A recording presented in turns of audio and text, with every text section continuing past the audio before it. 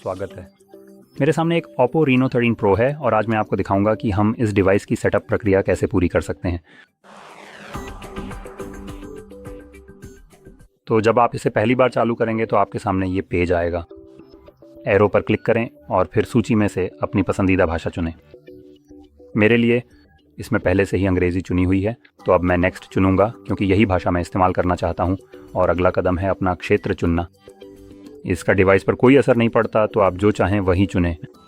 अगले चरण में हमारे पास कानूनी जानकारी है, जैसे कि यूज़र एग्रीमेंट, प्राइवेसी पॉलिसी और डेटा सुरक्षा। अब यहाँ वास्तव में कोई अग्री बटन नहीं है, तो मुझे नहीं लगता कि तकनीकी रूप से कानूनी तौर पर कहूँ तो मुझे नहीं लगता, या नहीं शायद कानूनी तौर पर नहीं, मैं वकील नहीं हूँ, लेकिन नेक्स्ट दबाने से मेरी समझ में मैं वास्तव में किसी चीज़ से सहमत नहीं हो रहा हूँ।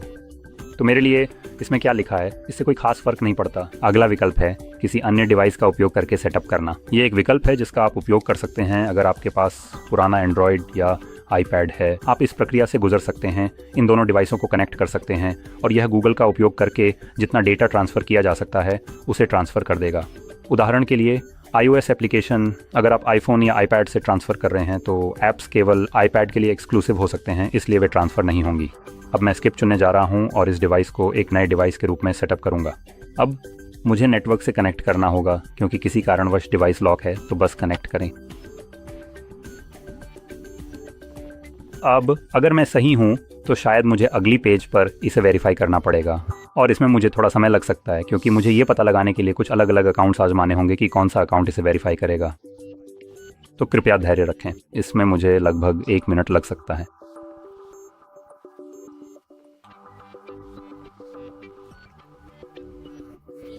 जब तक कि नहीं, ये काम नहीं कर रहा है। देखिए, मुझे गूगल अकाउंट्स का इस्तेमाल करना पड़ेगा। तो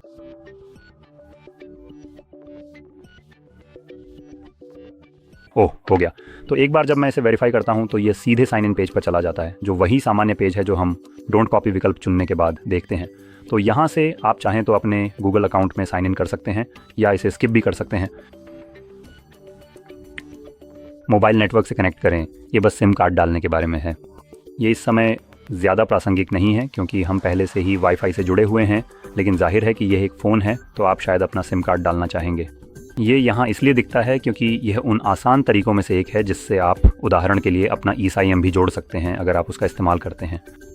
और अगर आपने वाईफाई से कनेक्ट नहीं किया है तो सिम कार्ड डालकर आप मोबाइल नेटवर्क से कनेक्ट हो सकते हैं और इससे आप यहाँ से मूल रूप से क्लाउड बैकअप या गूगल से बैकअप बहाल कर सकते हैं। किसी भी स्थिति में अगला विकल्प हमारे पास अनलॉकिंग मेथड है।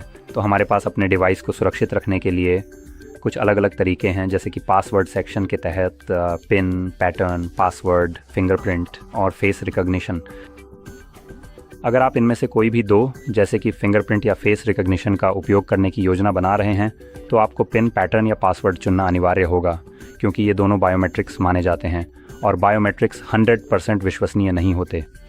तो ऐसे समय आ सकते हैं जब न तो फेस और न ही फिंगरप्रिंट आपके डेटा को पहचान पाएंगे और आपका डिवाइस अनलॉक नहीं होगा, और ऐसे में आपके पास पिन, पैटर्न या पासवर्ड से ही फ़ोन अनलॉक करने का विकल्प बचेगा, जो जाहिर है कि वह 100% विश्वसनीय है, बशर्ते कि आपको वह याद हो। और मैं तो इसे अभी स्किप करने वाला हूँ, इसलिए मैं स्किप और लेटर चुनूँगा। हालांकि मैं आपकी तरफ से ऐसा करने की सलाह नहीं दूंगा। अगला है गूगल सेवाएं, जैसे लोकेशन, स्कैनिंग और यूज़र ऑफ डायग्नोस्टिक डेटा भेजना। आप इन सभी को बंद कर सकते हैं, लेकिन यही वजह है ज़्यादातर कंपनियां क्लास एक्शन मुकदमों में फंसी रहती हैं, और इसका कारण यह नहीं, वे उन टॉगल्स के साथ भरोसेमंद हैं। तो मैं इसे बस अनदेखा करने वाला हूँ। अगला है अपना ब्राउज़र और सर्च इंजन चुनें। तो अगली पेज पर आप चुन सकते हैं कि आप किस तरह का ब्राउज़र इस्तेमाल करना चाहते हैं और हमारे पास ढेर सारे विकल्प हैं। अब ये वास्तव में वे सभी ब्राउज़र नहीं हैं जिन्हें हम चुन सकते हैं, क्योंकि बेहतर ब्राउज़र यहाँ सूचीबद्ध नहीं है, क्योंकि वे गूगल के मुनाफे के खिलाफ जाते हैं, जैसे कि डिफ़ॉल्ट रूप से विज्ञापनों को ब्लॉक करना। तो जाहिर है वे यहाँ सूचीबद्ध नहीं हैं, लेकिन आप चुन सकते हैं जो भी आप चाहें। अगला हमें फिर से सर्च इंजन चुनना है और यहाँ भी हर सर्च इंजन सूचीबद्ध नहीं है, यहाँ तक कि ये सूची ब्राउज़र सूची से भी छोटी है। तो फिर से जो भी चीज़ शायद गूगल के मुनाफे के खिलाफ जाती है वह यहाँ सच में सूचीबद्ध नहीं है। जो भी आप चाहें उसे चुन लें। मैं सच में इस समय गूगल की बिल्कुल भी सिफारिश नहीं करूँगा। ये इस समय इतना बेकार सर्च इंजन बन गया है कि कुछ भी सर्च करने पर ऊपर सिर्फ विज्ञापन ही दिखते हैं और प्रासंगिक परिणाम कम मिलते हैं। तो कुछ और चुन लें। मुझे लगता है कि इस समय बिंग वास्तव में एक काफ़ी अच्छा सर्च इंजन है, चाहे ये सुनने में कितना भी विडंबनापूर्ण लगे। अगला है अतिरिक्त एप्लीकेशन की समीक्षा करें। ये आपके फ़ोन पर बहुत सारे बेकार ऐप्स इंस्टॉल करने की कोशिश करता है। बस यहाँ इस बॉक्स को चुनें ताकि ये सभी ऐप्स अनचेक हो जाएं। मान लेते हैं कि आप इनमें से कोई भी बेकार ऐप नहीं चाहते और फिर ओके पर क्लिक करें। और अनुशंसित सेवाएं, तो आप इन्हें देख सकते हैं। यहाँ बहुत सारी सेवाएं हैं, शायद एक है जिसे मैं इंगित करना चाहूँगा। चलो जल्दी से देखते हैं। मिल गया, लॉक स्क्रीन मैगज़ीन। ये शायद कुछ ऐसा है जिसे आप नहीं चाहेंगे, क्योंकि ये आपके होम स्क्रीन नहीं बल्कि लॉक स्क्रीन पर बस वॉलपेपर दिखाता है। लेकिन हर बार जब आप पावर बटन दबाते हैं तो ये वॉलपेपर बदलते रहते हैं और ये पूरी तरह से बेतरतीब होते हैं। तो आपको एक उदाहरण देने के लिए, अगर हम इसे ढूंढ सकें, मैंने इसकी एक तस्वीर ली थी, ये रही। ये उन वॉलपेपर में से एक है जो इन डिवाइसों पर मौजूद था। मैं इसे वॉलपेपर के रूप में क्यों रखना चाहूँगा? इसी वजह से मुझे पूरा यकीन है कि ज़्यादातर लोग इसे बंद करना चाहेंगे, क्योंकि ये वॉलपेपर इतने बेतरतीब और इतने अप्रभावी हैं कि मुझे नहीं लगता कि कोई भी इसे रखना चाहेगा। अब हम अगली पेज पर जाएंगे। ये बस ओप्पो मार्केट में आपका स्वागत करने जैसा कुछ है, जो शायद प्ले स्टोर का एक विकल्प है मेरी समझ में। मैं एग्जिट चुनने जा रहा हूँ। इसके बाद मैं अपनी नेविगेशन स्टाइल चुन सकता हूँ, बटन या जेस्चर, जिसमें डिफ़ॉल्ट रूप से जेस्चर चुना गया है। यह आप पर निर्भर करता है।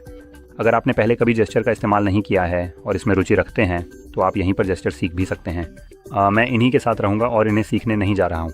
और नेक्स्ट पर क्लिक करके हम मूल रूप से सेटअप पूरा कर लेते हैं। तो हम गेट स्टार्टेड पर क्लिक करेंगे और ये हमें होम स्क्रीन पर ले जाएगा।